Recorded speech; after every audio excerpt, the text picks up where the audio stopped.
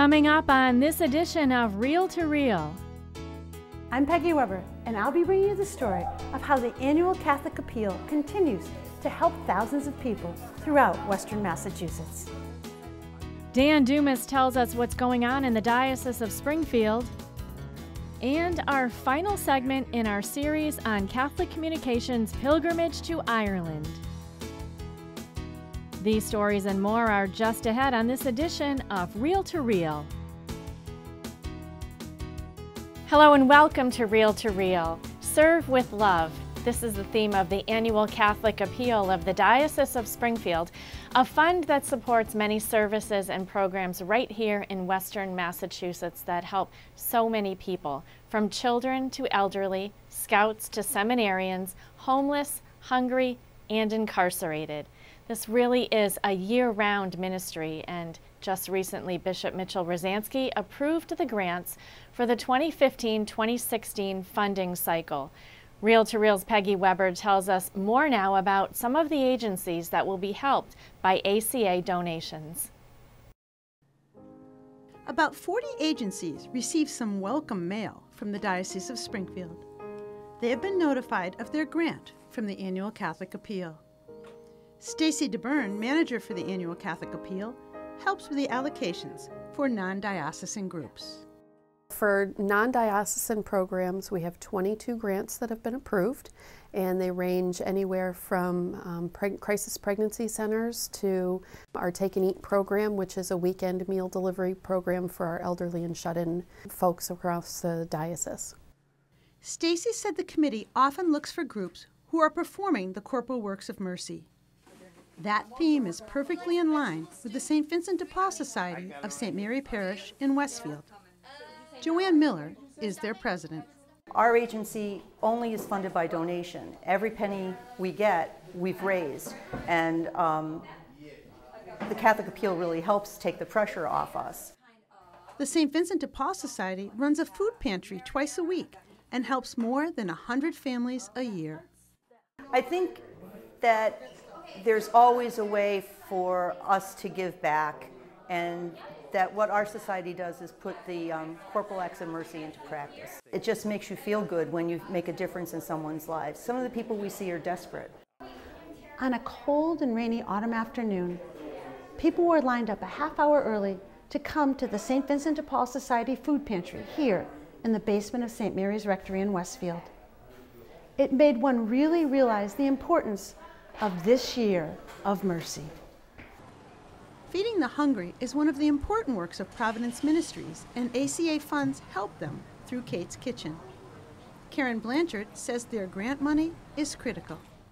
Well, the support we receive from ACA is really important because we serve hundreds of people each and every day here at the Kate's Kitchen, and we wouldn't be able to do that many if it wasn't for the ACA support. Sometimes if somebody's living on the street, this may be the only meal per day that they get. Stacy says the annual Catholic Appeal appreciates how necessary their funding is. It's so important. Every single dollar really helps so much, and one donation reaches so many different programs, and it's really important for a lot of these programs that if they didn't have these grant funds, they wouldn't be able to keep their doors open. There are so many good people working in our community helping those who are so very much in need, and they do it with such a gracious heart.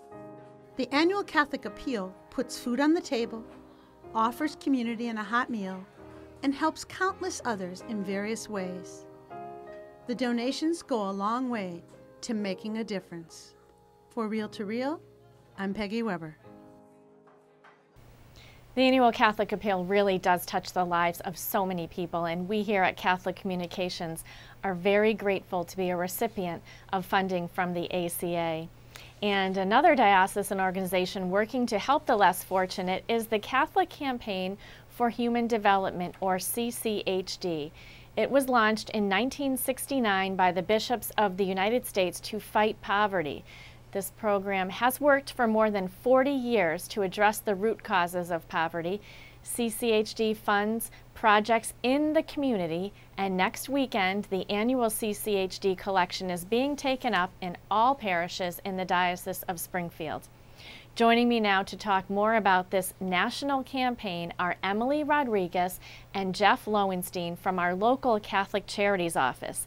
They are parish community organizers assigned to the Pioneer Valley Project and Berkshire Interfaith Organizing. And thanks so much to you both for being with us today. Thank you for having us. Now, Emily, let me start with you. We have heard about CCHD and that it is working to alleviate poverty, but what makes this collection so special and important?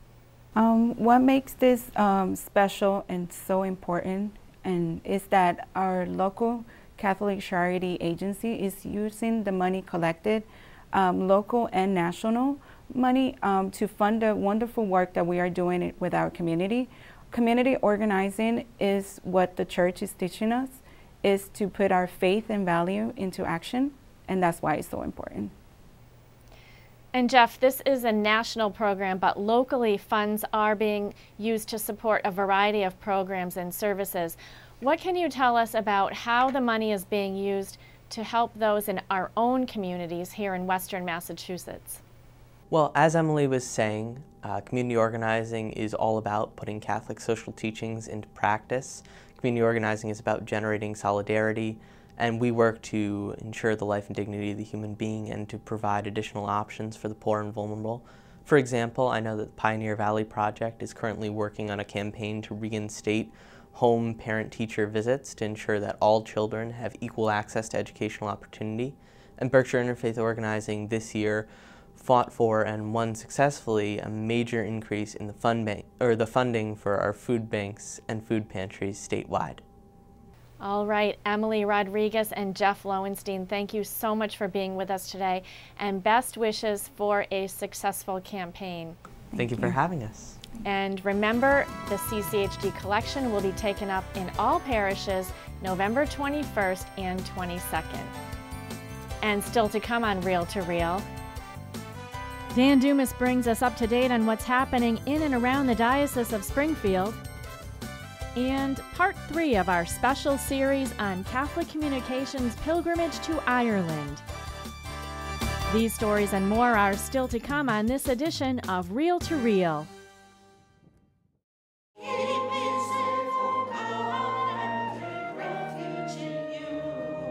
The Chalice of Salvation, your weekly spiritual connection. I'm Passionist Brother Terrence Gale and your Chalice host, inviting you to take time out of your busy days and join us Sunday morning at 10. We welcome Father Michael Pierce as our Mass presider and celebrate the 33rd Sunday in Ordinary Time. The Chalice of Salvation, your weekly spiritual connection, Sunday morning at 10, right here on 22 News.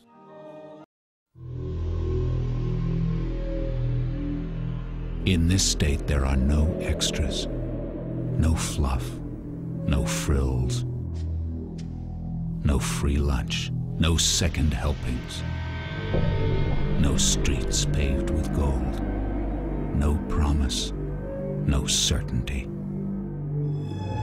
In this state, life is a bitter struggle to survive with the least. It's home to 1 out of every 11 families in America. It's home to 1 out of every 6 children in America.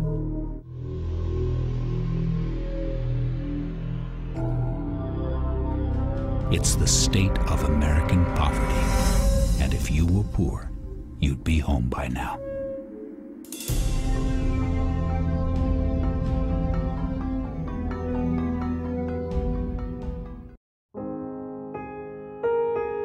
My name is Sonia DeSanti, and I'm the director of the Youth Center in Adams. Each year, the Youth Center assists over 1,300 young people in the Berkshires. Your donation to the Annual Catholic Appeal allows us to help those in the greatest need in our community. Every dollar stays here in Western Massachusetts. Please consider donating to the Annual Catholic Appeal, and together we can serve with love. To donate, log on to diospringfield.org. Springfield Diocesan Cemeteries now offer above-ground entombment at 2 locations in Springfield, St. Michael's and Gate of Heaven cemeteries. Both Catholic mausoleums are open daily from 8:30 to 3:30. For more information or an appointment with our Family Counseling Office, call 413-733-6019. That's 413-733-6019.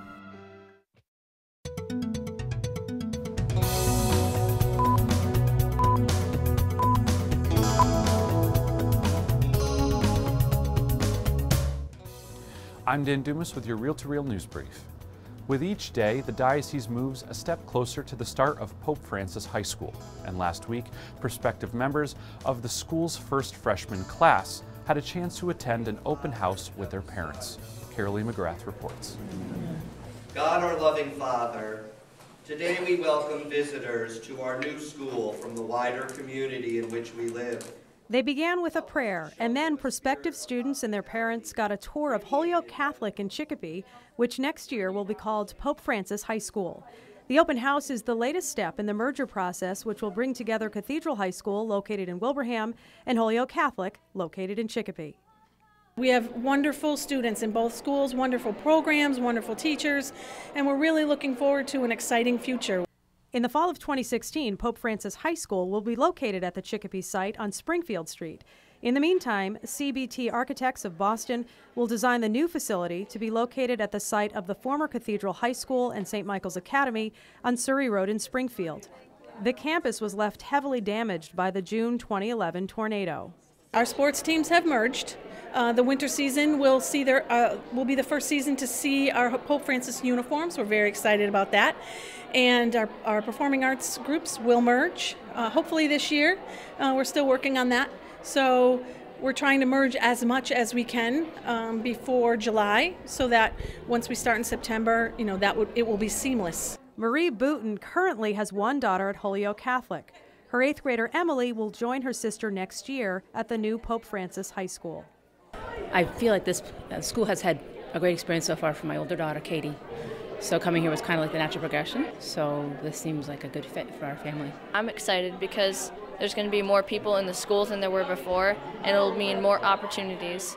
Connor O'Neill from Munson was new to Cathedral High School this fall. The honor student says he's looking forward to the merger.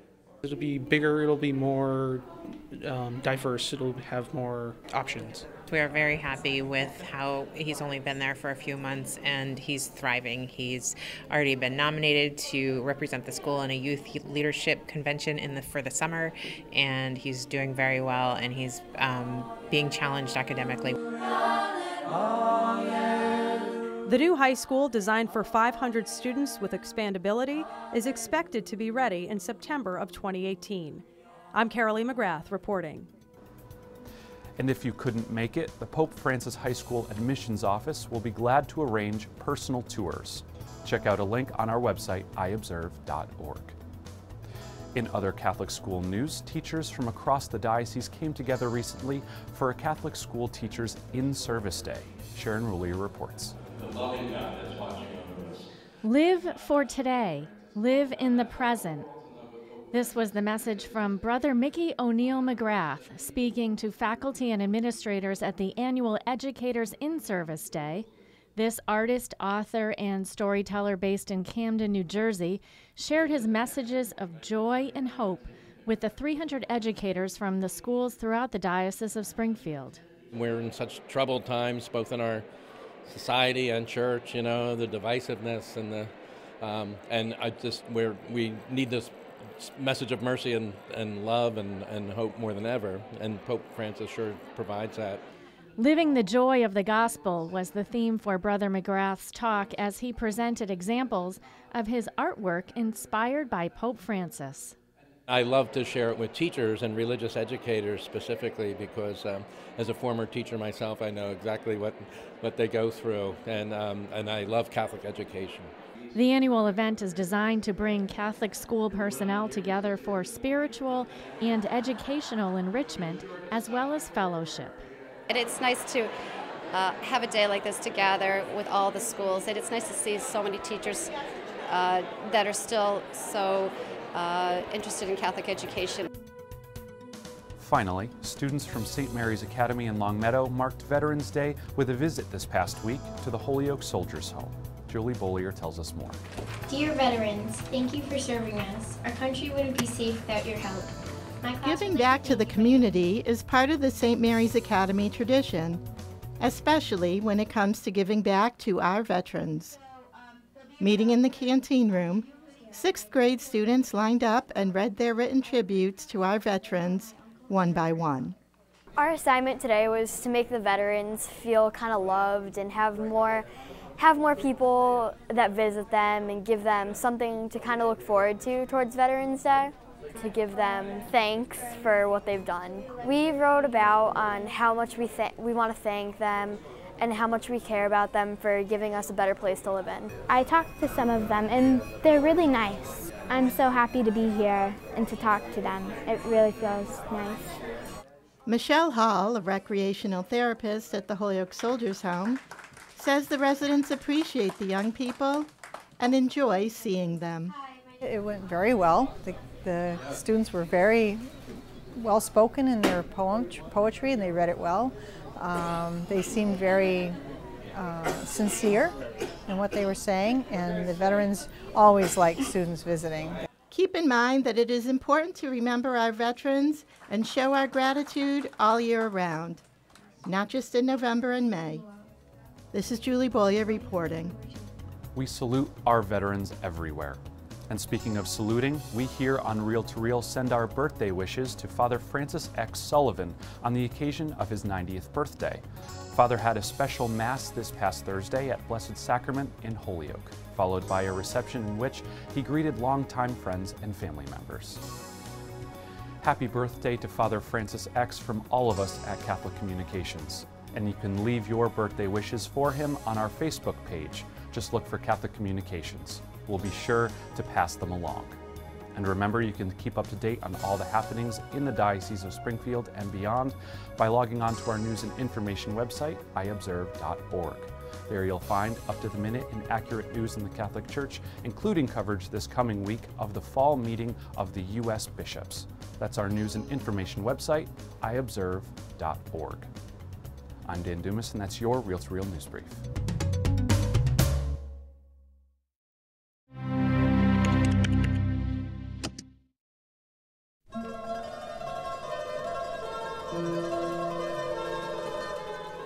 Pope Francis was scheduled to make a one-day visit to Florence November 10th, a city known for its Italian art and sacred images.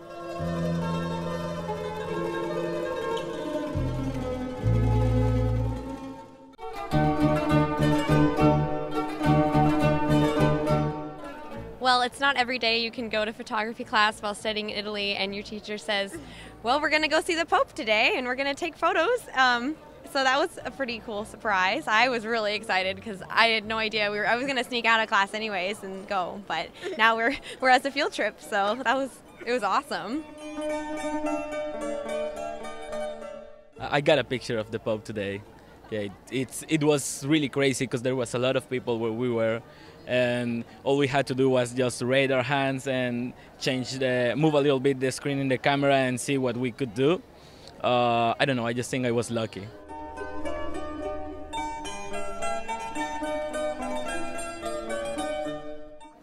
I'm actually a photographer at home. I do wedding photography and portrait photography, and now this will be kind of a fun aspect to add to my portfolio and the Pope. There are so many tourists here who came just for the Pope. I think they said around 50,000 people were coming. So I think it just really brings together like everyone all over the world. It actually kind of was surprising at some of the booths to see like bobbleheads of the Pope and stuff that's kind of more silly, because I thought that they took like the Pope more seriously, because I know in America like we'll make fun of our presidents and whatnot, but I don't know, I was just kind of surprised that that was more sacred, or kind of, so that was an interesting insight being here and seeing that you can buy like a Pope bobblehead or if you want to. A lot of my friends aren't given the opportunity to come see the Pope during their class, but we're just lucky that we're allowed to take a little field trip. And And finally today we have the third and final piece of our series on Catholic Communications Pilgrimage to Ireland. Today our group makes a few scenic stops, which include a visit to Dunluce Castle and Giant's Causeway. They were also able to experience the beauty and splendor of Northern Ireland, including St. Patrick's Cathedral there. And finally, a farewell to the Emerald Isle with folklore, fairies, and storytelling. Fathers Gary Daly and Matthew Alcombright serve as our tour guides in this segment, produced by our senior videographer, Bill Pecosha. Hi, I'm Father Matt Alcombright. And I'm Father Gary Daly, and we're here for our third and final segment of our journey through Ireland, and we're here just north of Dublin at the Brúna Boyne Visitor Center, which is the monolithic burial site which dates thousands of years before Christ. Day 8 of our pilgrimage, we traveled into Northern Ireland, and we did a bus tour of Derry. It's a very different kind of scenery, but the people are just incredibly welcoming. You find that all throughout Ireland. That's the one thing I think that really unites everybody. And Northern Ireland is especially picturesque with the pastures and the farmlands. Just an absolutely beautiful area. People really seen firsthand the troubles that existed in the north of Ireland, the battle between Catholic and Protestant, and the walls of Derry that are the only walls in Europe that are totally intact. I think the people were really impressed on the pilgrimage with the information that was given to us by our tour guide on that day. The Bloody Sunday mural behind, which commemorates the killings that happened on these streets on the 30th of January 1972. They happened on your right where the red brick houses are, on your left where the cream apartments are, and on this road in between. I left you alone with the group as I went off to visit my friends. Maybe you could say to us a little bit about what you saw on that particular part of the trip. Sure, you left me alone with the group and we went to explore whiskey. That was the highlight of my day, and a highlight of the Pilgrim's Day was the Bushmills Distillery and Factory. And what a beautiful facility to see where this common whiskey, commonly drunk in the United States and all throughout the world, where it's all made right there.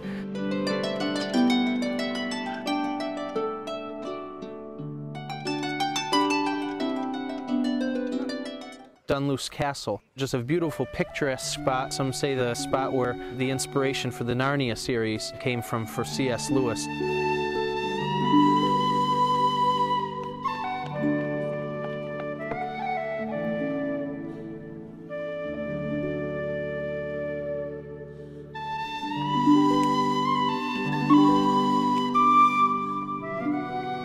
It was a beautiful castle to behold right on the edge of a cliff, right out in the water.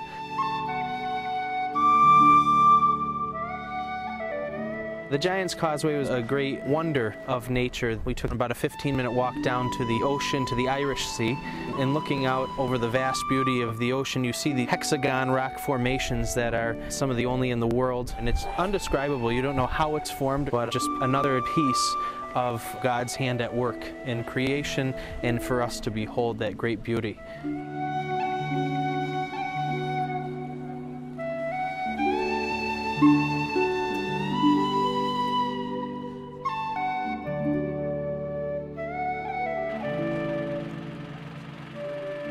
So day 9 on our pilgrimage, off we are into Northern Ireland and on our way to Armagh, which is the primatial seat of all of Ireland, with the Catholic Cathedral of St. Patrick's and the Church of Ireland Cathedral of St. Patrick's, just literally 300 yards apart up on 2 different hills.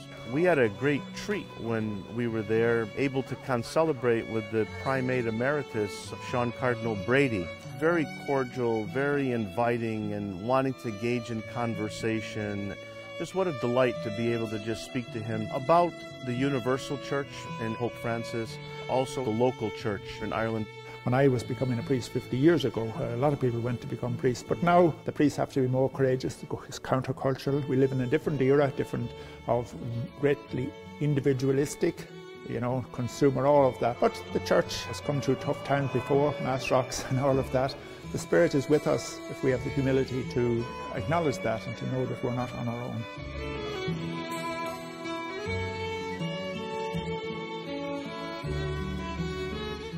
We had a little lunch together in Armagh, and then off we were to Dublin. Day 10 of our pilgrimage up to St. Kevin's Monastery in that area of Glendalough dates back from the 6th century, when St. Kevin built that monastic site, and many of the buildings from the 10th and 11th century that were there. Just a great place. To see the life of the church at its beginnings, how the people would create these places of pilgrimage as we're on a pilgrimage, to come to these places where people of that time would journey to deepen their relationship with God and to be nourished and refreshed, and to walk those grounds that were built so long ago. What was impressive was to see St. Kevin's Church intact, the graveyard that we walked through, and still 2 people waiting to be buried in that cemetery, and then that cemetery will be closed forever in the sense of a burial spot, and will just be forever remembered throughout the centuries.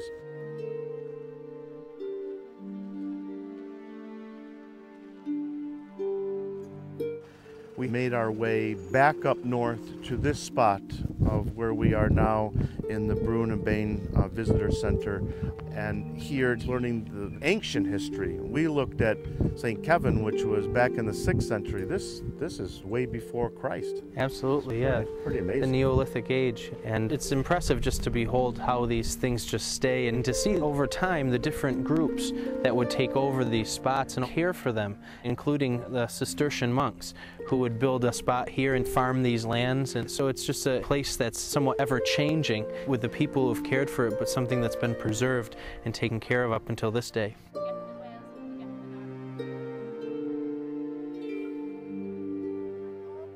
We leave here, this very historic place just north of Dublin, and we wrap up our pilgrimage today with a visit to the Guinness factory dating back to the 1700s, making Guinness for people around the whole world. To make beer you need 4 ingredients: fermentable grain, water, hops and yeast. Once you have that, it's pretty broad. You can mess around with that quite a lot.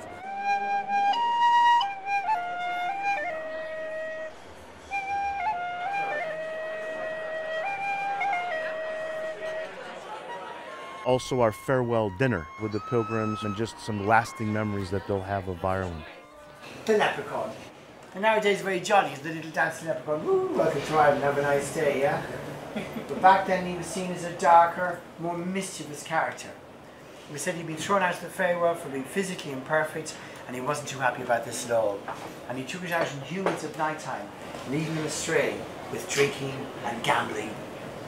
Don't be out, at night time. The leprechaun will be waiting to lead you astray. Will I play the wild rover? I'll ever go. Dance and only play the day. Never gonna rub it down. Never gonna rub that playing. Victory, rub it, rub it up. I'm falling at you. I'm falling at you. Let's go see it.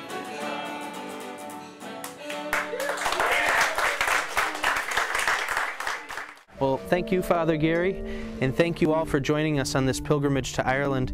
We especially like to thank Catholic Communications from the Diocese of Springfield, our videographer, Bill Pacocha, who was joining us. I'd also like to thank John Paul Pilgrimages for putting this pilgrimage together. And all of you for tuning in to this pilgrimage coverage of Ireland. God bless you. God bless.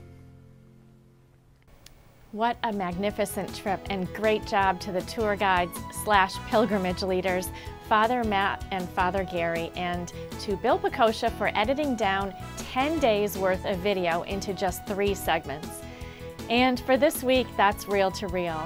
Remember, you can stay informed on all of the happenings here in the Diocese of Springfield and beyond by logging on to iobserve.org, and there you will find up-to-the-minute news on our church locally and around the world. That's iobserve.org. And don't forget to also like us at Catholic Communications on Facebook.